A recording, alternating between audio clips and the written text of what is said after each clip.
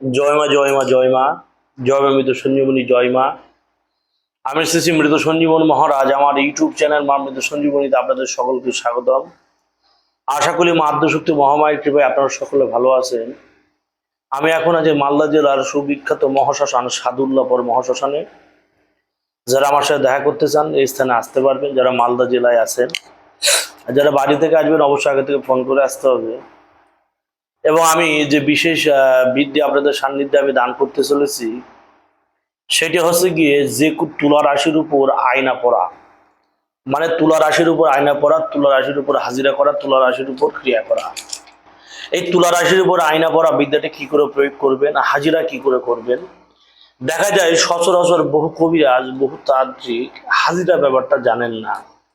এই হাজিরা ব্যাপারটা একমাত্র তাদের উপরেই, এই হাজিরা ব্যাপারটা সম্পূর্ণরূপে প্রভাব ফেলবেন যারা হচ্ছে অ্যাকচুয়ালি হাজিরা কর্ম জানেন। একজন রুগী এসছে, সেই রুগীর শরীরে কি হয়ে আছে, রোগীর বাড়িতে কি হয়ে আছে, তার শরীরে কি হয়ে আছে, এগুলো পূর্ণরূপে দেখার জন্য বা পূর্ণরূপে এইসব পর্যালোচনা করার জন্য যারা হচ্ছে রুহানি জগতের কর্ম করেন তাদের ক্ষেত্রে তো এইসব কাজ করা খুব সহজ। যারা রুহানি জগতের কর্ম করেন না তাদের ক্ষেত্রে তুলা রাশির উপর হাজিরা করা যাবে।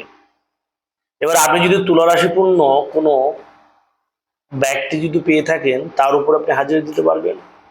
আর যদি কোনো তুলরসী না পান তবে 12 বৎসরের নিচে, 12 বৎসরের নিচে 7 বৎসরের ঊর্ধ্বে, 12 বৎসরের নিচে 7 বছরের ঊর্ধ্বে কোনো বালক বা বালিকা দিয়েও আপনি হাজিরা করাতে পারবেন। এবং সে যদি 12 বছরের ঊর্ধ্বে হয় তবে তাকে তুলরাশি হতে হবে। সে তুলরাশির উপর হাজিরা আপনি করাতে পারবেন।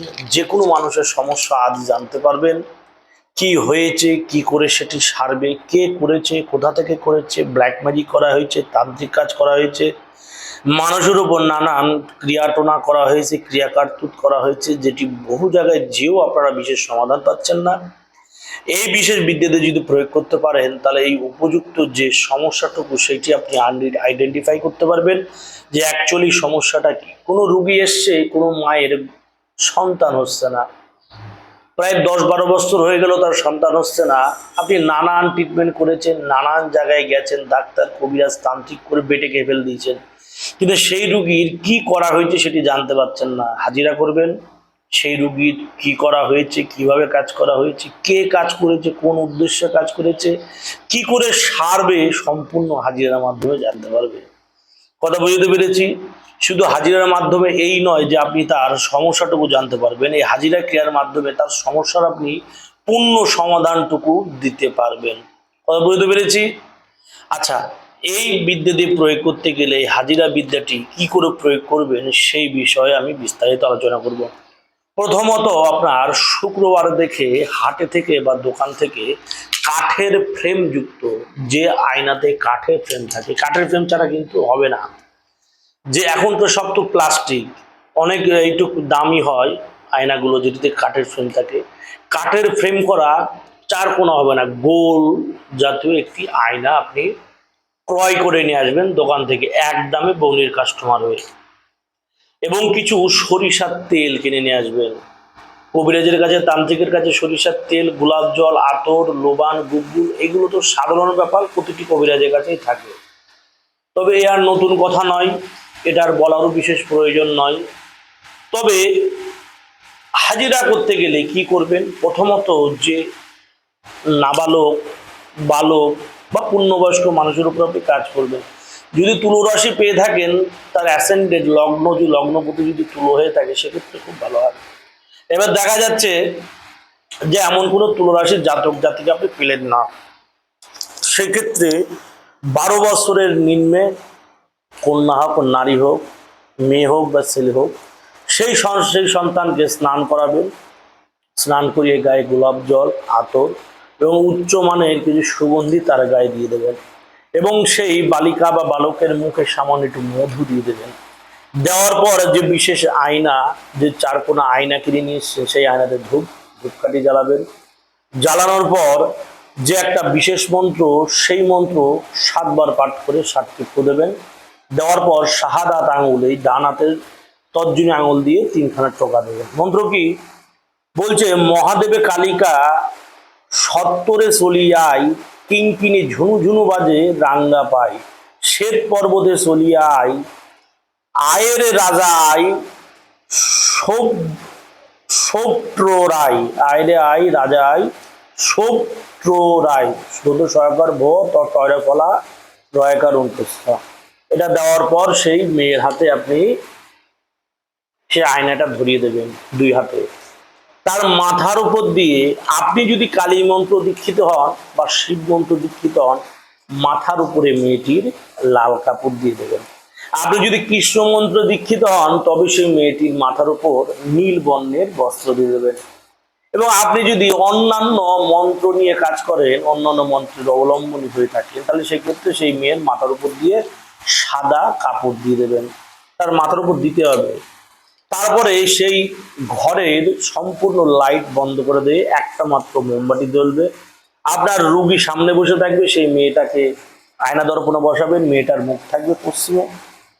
তারপরে আপনি সেই মেয়ের মুখের দিকে বসে এই আরেকটি বিশেষ মন্ত্র আছে, এই মন্ত্র আপনি সেই মেয়ের মাথার উপর পাঠ করবেন এবং শাহাদাত আঙুল দিয়ে ধীরে ধীরে টোকা মারবেন। একবার মন্ত্র করে একবার টোকা দেবেন, দুবার মন্ত্র করে দুবার টোকা দেবেন। এইভাবে 2 থেকে 3 মিনিট মন্ত্র পড়তে পড়তে সেই মেয়ের সে আয়নার মধ্যে সব কিছু দেখতে পারবে, বা সেই ছেলে আয়নার মধ্যে সব কিছু দেখতে পারবে, বা সেই তুলরাশিপূর্ণ সে জাতক জাতিকা সে আয়নার মধ্যে সম্পূর্ণ কিছু সে দৃশ্যমান হবে, সব কিছু দেখতে পাবে। মন্ত্র বলি, মাথায় কাপড় দেওয়ার পর যে মন্ত্রটি করবেন সেই মন্ত্র হচ্ছে, বন্ধু শুনবেন, বলছে রক্তকালী রক্ত গৌরী রক্ত করা পুরী খায়স খায়কার হস্যই ছ, রক্তপিচ রক্তপিণ্ডে করিয়া ভর, অমুক রাশির নাম, অর্থাৎ সেই বালক বা বালিকার বা সেই তুল রাশির ব্যক্তির নাম, অঙ্গে দেবে দানব গন্ধর্ব যক্ষ রাক্ষস অমিকির আয়নার জাকাত, অমুকির আয়নার উপর বান্দিয়া হাজির কর, ভব সাহা কালিকা চণ্ডীর আজ্ঞা। এই মন্ত্র আস্তে আস্তে পাঠ করবেন এবং তার মাথায় ফু দেবেন এবং একটি করে সাদা আঙুলে দিতে টোকা মারবেন। 2 থেকে 3 মিনিট মন্ত্র পাঠ করে ফু দিতে দিতে সেই আয়নার মধ্যে সব দেখতে পারবে। তার শরীর হুট করে একটু টলে উঠবে, সেই যার উপর হাজিরা দেবেন তার শরীরটা হালকা করে টলে উঠবে। এবার সেই বাচ্চাকে বা সেই তুলরাশিপূর্ণ সেই ব্যক্তিকে জিজ্ঞাসা করবেন সেই রুগীর সম্বন্ধে, রুগীর নাম এবং রুগীর ঠিকানা বলতে বলবেন। বলার পর জিজ্ঞাসা করবেন অমুকের কি সমস্যা হয়েছে, কি হয়নি, কি ব্যাপার, কি বৃত্তান্ত। এইভাবে আপনি শত শত রুগী দেখতে পারবেন, লক্ষ লক্ষ রুগী দেখতে পারবেন। সেই রুগী আপনার কাছে আসবে, সমস্যা শুনবে, কি করে প্রতিকার করা হবে এই হাজিরার মাধ্যমে সেটিও বলা যাবে। এটি অত্যন্ত পরীক্ষিত, অত্যন্ত গোপনীয়, গূঢ় একটি বিদ্যা, যেটি আপনাদের সান্নিধ্যে আমি দান করলাম। প্রয়োগ করবেন, আশা করি আদ্যশক্তি মহামায়ের কৃপায় আপনারা অবশ্যই বিশেষ ফল পাবেন। এবং যারা কাজ করবেন, এটি একটু ভরণ চড়ানো এবং ভরণ কাটার যে কোনো ব্রহ্ম কাটান মন্ত্র দিয়ে মেয়ের শরীরে কাটান দিয়ে দিলেই সে ভরটা কেটে যাবে। চড়াবেন, হাজিরা করবেন, করার পর সেটি কিন্তু আবার কাটতে হবে, না কাটলে কিন্তু সেই মেয়ের বা সেই নাবালিকার কিন্তু ক্ষতি হয়ে যাবে। তাই সেই ক্ষেত্রে ভরণ দিলেন, ভরণ দেওয়ার পর সেই ভরণটা আপনার কাটাতে হবে। যাই মন্ত্র দিলাম, নিয়ম দিলাম, প্রয়োগ করবেন, অবশ্যই মা আদ্যশক্তি মহামায়ের কৃপায় উপযুক্ত আপনারা ফলাফল পাবেন। জয় মা, জয় মা মৃত সঞ্জীবনী, জগতের মঙ্গল করো মা, জয় মা।